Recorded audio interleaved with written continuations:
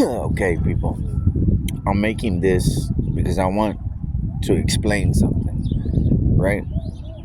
There's a thing that's going around with fathers of how they seem to think that what they do, their actions, doesn't cause damage to children, sons and daughters. Well, let me explain how it does.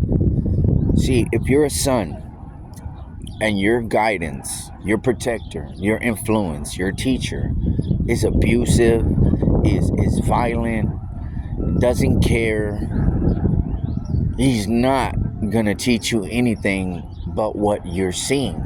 So if you have a father that's all in the eye of the people as a good guy and whatnot, right? That's not true.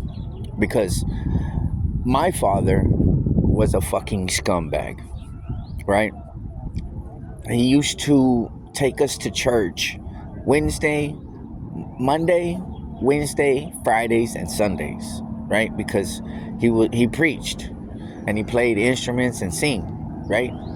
So all during the time that we're at church preaching, he's saying how much God is this, God love, but then you go home, get drunk, and beat all of us, right?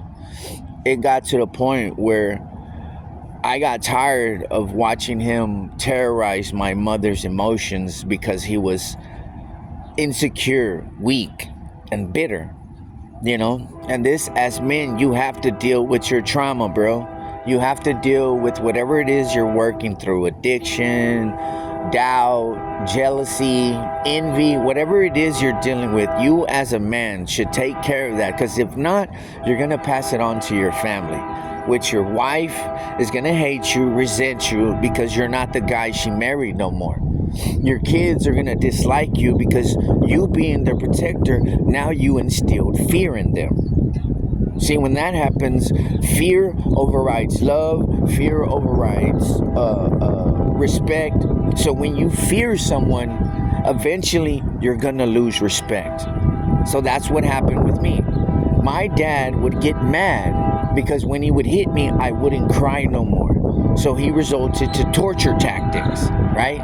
Take away this, lock you in a room, leave you in there till it's dark, and have you traumatized for the rest of your life where you can't sleep in the dark. You have to sleep with some fucking light. Yeah, right? So then he taught me how to hate, how to be violent, how to beat people up, right? And then he did the most horrible thing to us, which I don't even want to bring up because I still think about it, right? So this man abused us physically, mentally, and emotionally. But in the public eye, he was a good man.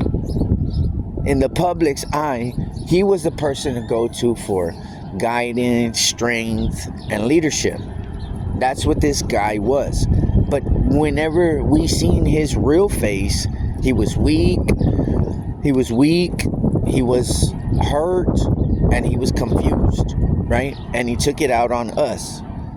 So as I grew older, my hate for him intensified to where he could be telling people, yeah, my son this, my son that, and they would ask me, fuck my dad, fuck that dude. See, when you get to your mind and you're thinking what you did to your kids, they'll get over it. What you did to your wife, to your family, they'll get over it. Because if I get over it, if I'm okay with it, then they should be too. And that's so wrong. Because what you did, you destroyed people. You hurt people. The same ones you were supposed to protect and love, you hurt. So when I see these same qualities, these same characteristics, these same traits, and these same habits in individuals I deal with now, it's not hard to call you a scumbag. It's not hard to call you a deadbeat because your actions prove it. You can convince a whole people that your intention is good. But bro, this shit has to stop to where guys are fucking losers and scumbags, deadbeat dads, and they got everyone thinking that they're fighting for a good cause. No, you're fighting to keep people from knowing you're a fucking deadbeat. That your whole intention is not change, it's not reform, it's not anything. It's you, your ego, and your shitty fucking arrogance. But see, when you run into someone like me, dude, I don't give a fuck how many people you tell. If you stick with Mata, we're not gonna support you. We're not gonna help you, bro. You're no better, dude. You're worse because you know the weakness of these people because you exploited it. And now the world seems to think that you're an activist, that you're someone. Come on, bro, stop it. If that was true, you would call me out. You would mention me like you do when you're telling people if you involve me or you get me to help, you and your group is not going to help them. So fuck you and your group, because I'm going to make you and your group irrelevant, because I'm going to show people how to actually fight for their kids, for their rights, and just to be a parent. All this shit is over with, dude, because you're not going to keep mentioning me and then think that because you do it where no one's watching, what do you think, people don't say nothing? Do you actually believe that people are still listening to the stupid shit you're on? No. And this is my example. You are just like my dad, a scumbag, right? Because you know what? Whenever I try to address what my dad did to me growing up, and I told him I'm tired of carrying this around with me, I'm tired of not being able to love, not being able to trust, not being able to understand when people actually care because of you. He called me a remember demon. That's what you are. You know what I'm saying? You're trying to remind people of what you're not. But it's going to show, and I'm going to help it. So all you motherfuckers that were doing this shit privately, I know who you are. I know who you are. George, fuck you. Arnold, fuck you. And the rest of you motherfuckers, fuck y'all too.